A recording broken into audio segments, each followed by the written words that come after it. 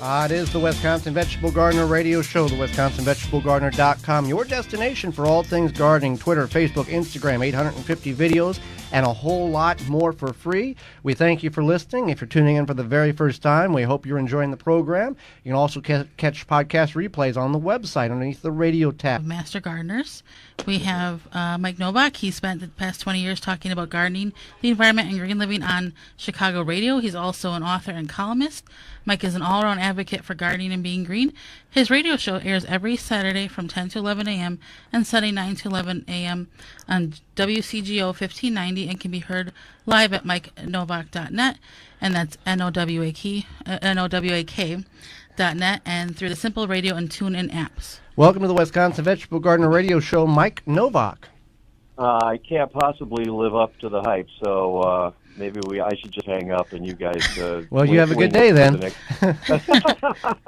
Well, we appreciate you taking time. I know you got the show coming up in Chicago at the top of the hour. We thank you for taking time and spending a few minutes with us and our listeners.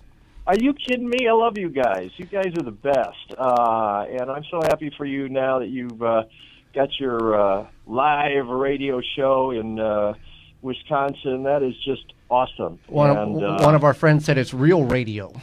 It is. It's real radio. Well, you know, if you're like me, and I know you guys have done kind of the same thing where you podcast off of your dining room table, and it's out there. And the great thing about the Internet is that anybody can do it, but there's something about AM radio that is just really cool, and doing it live. And one of the things that I find is there's an energy that when you do it live that you just can't replace. You can't.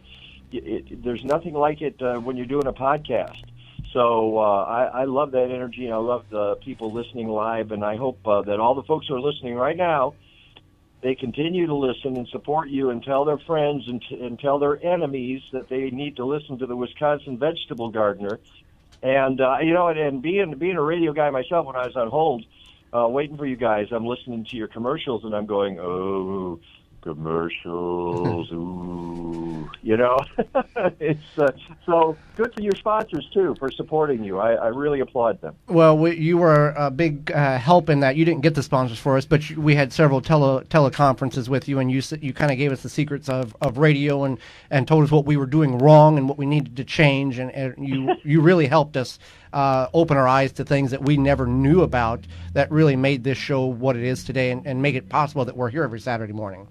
Well, if I know so much, how come I ain't rich? Some of the wealthiest people are the ones with the least amount of money, Mike. Oh, can I write that down? Yeah, that's yours. You can use that. Okay, great. I'm going to use it on the show today since I am on the air at 10, which means that we probably should get to business here, shouldn't we? Yeah, well, Mike, you're a backyard. You have a background in theater, and you know how to present the information. But how did you get into gardening and green living, radio talk, and all of that? You know, it was kind of an evolution. I've worked in radio my whole life, but it certainly wasn't about horticulture or agriculture.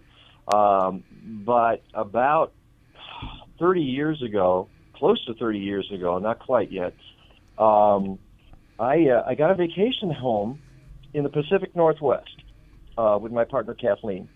And we loved it there because it was in the rainforest, and you know, temperate is a temperate rainforest. There's like 4 of them in the whole world, and one of them, of course, is along the coast. There stretches basically from the middle of Oregon all the way up to Alaska, and so there's 300-foot tall trees and ferns and lichen and moss, and it rarely gets above 80 and rarely gets below 30, and so it's a green paradise. And after a few years there, I realized I know more about the Pacific Northwest plants than I do about the ones in Chicago where my real home is.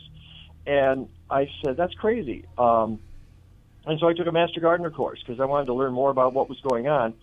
And I also wanted to grow things in my yard. And I had lived in apartments for, I'm in Chicago and had lived in apartments for a long time. And then we bought a house and we were able to start gardening. But even before that, one of the apartments we lived in had a backyard and nobody was paying attention to it. And we said to the landlord, hey, can we garden here? And they said, knock yourselves out. So we kind of took it over. and it's where I started to learn. And it was one of those weird little spaces, and tiny little. There was a 3 flat, and it got direct sun about 4 days a year. That was about it. And so I was growing things. I learned so much about shade plants in that time. It was kind of a miracle that I could grow anything at all. But it's amazing how plants adapt and what you can grow if you just have a little plot of land. Fantastic. Now, you live in an old house now, over 100 years old, that has lead paint that has been found in your soil. How do you garden with having the lead affect your plants? And how can other people deal with the same problem? Yeah, it's an issue, and what you got to know first of all is if you live in an old home, there's probably lead paint. Up until the 70s, we were using lead-based paints, and what happens? Lead will flake off.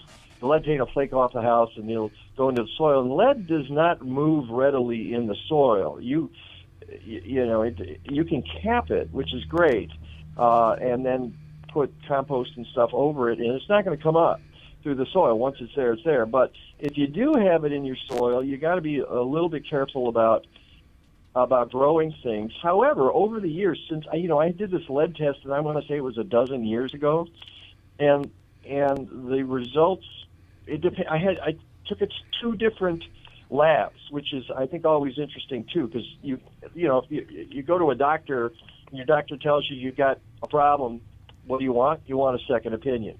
So I did the same thing with the lead test. I got this one, and it said, wow, the lead is really through the roof here. And then I went to another lab, and it wasn't as high, but the ratios were exactly the same. So it told me, okay, I'm onto something here. I can tell which part of my yard has high lead content. What the exact number is, well, it kind of depends on how aggressive the lead test is that you're doing, and that gets into the science of it, and not, the average gardener is not going to understand all the science of it. It's just good to know that if you got lead in your soil, there are various ways to deal with it. One, as I said before, is you cap it. You put a layer of clay, or you put a fabric barrier over it, and then you put your compost on top of that in your soil, and you should be okay. And that's why people have raised beds a lot of times. That's to deal with the lead problem. But what I discovered that's even more important is the bioavailability of lead in plants. And I don't know if you guys have talked about this on your show at all, but that's kind of a new science. We don't really know how well plants take up lead. We do know that fruiting bodies tend not to store lead. So if you're growing tomatoes in your soil, the tomato itself will not have lead in it. The fruiting, or a raspberry or a strawberry, they tend not to have the fruiting bodies tend not to accumulate lead. However, you're growing carrots or beets, you have to be very conscious of it. And the point is, don't eat. This sounds simple. Don't eat the soil. All right. Well, how do you not eat the soil? Well, you clean off your beets, you clean off your carrots. Make sure you remove all of the soil if you think you have an issue at all. Lettuces and spinaches, they're close to the ground, and of course, as you know, when you harvest, you can get soil in there. You wash it within an inch of its life if you think you've got lead in your soil, and you're probably going to be fine. So over the years, what I've discovered is it's really not about what the plant's taking up so much as it is keeping the produce clean when you eat it, and make sure that you wash it well. And for our listeners who may think they have lead in their soil, there's no, hey, I'm looking at the soil, I know there's lead because of telltale signs. You have to get a soil test. There's no visual signs that tells you, oh, that soil has lead, correct? That's right. Yeah, you have to get a test, and that's why I did. I was actually writing a story for Chicagoland Gardening Magazine when I did this, and so I said, okay, let's look at my backyard. And I was a little bit surprised. I shouldn't have been surprised because, as you said, my house it's like 125 years old, so I knew that there had been lead paint slapped on it many, many times. And, of course, right by the house was where most of the lead was, because that's where most of the paint chips had fallen off. But it can also happen along parkways because of the lead we used to have in gasoline. If you're a house, people say, well, I'm in the country. I don't have that issue. But you might have other issues. There might have been an orchard there and some toxic elements were used in farms and orchards in the past. You should probably get a soil test and see what you know. There's lead and there's what's the other one I'm thinking of? Arsenic? Arsenic. Yes, arsenic can be a problem too. Thank you for unblocking my brain there. Yeah, you need to actually do a soil test for that. It's a little bit over $100 or something like that, which sounds a little bit expensive for some people, but if you think you have it, it's well worth the cost. Well, for a few minutes we have left, Mike, you are an author. You wrote a book called Attack of the Killer Asparagus. What's the book about, and where can people find it? Well, as you mentioned, I do a column. I write for Chicagoland Gardening Magazine, and now I'm in my 14th year of writing a column. And anybody who's ever read my column knows that it's, well, as I say, I make stuff up and they pay me for it. And it's about gardening, but it's like the dystopian side of gardening. The people and plants and critters in my world are a little bit off-center. I try to add a little humor to things. And after I've been doing this for 10 or 11 years, actually about a dozen years, I decided, let's put some of these in a book. And so I put the best of like the first 6 years in the book Attack of the Killer Asparagus, which you can get at aroundtheblockpress.com, aroundtheblockpress.com, or you can go to MikeNowak.net and take a look. I think I've got it there. Boy, now you're going to make me hang up and go on my own website and see if I've got info on the book. I think I got it there. It's been out for a couple of years, but some people think it's funny. I think it's the best bathroom book ever written, because you read a column and then you can leave it and come back the next time you're in there. So a lot of people like it, and I appreciate that.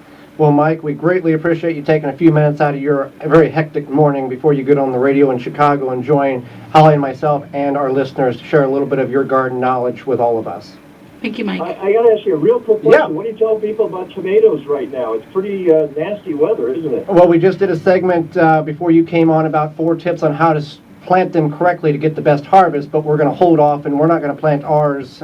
We've got them hardened off. We may put some in the ground tomorrow, but the majority is going to wait until next weekend. Good for you. Yeah, I always tell folks in Chicago, June 1st. Don't even bother until June 1st. And this has been the year that proves that rule, because it's been so crazy, the weather. Yeah, we may get snow in July. We just don't know. You're right. All right, thanks, guys. It's always a pleasure talking to you. Well, thank you, Mike. If you're in the Milwaukee or surrounding areas, just tune your radio to 860 AM or FM 106.5.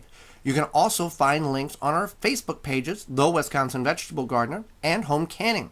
Our website, thewisconsinvegetablegardener.com, click on the radio tab at the top of the page, then click on the Listen Live button, and you'll have immediately access to our live program.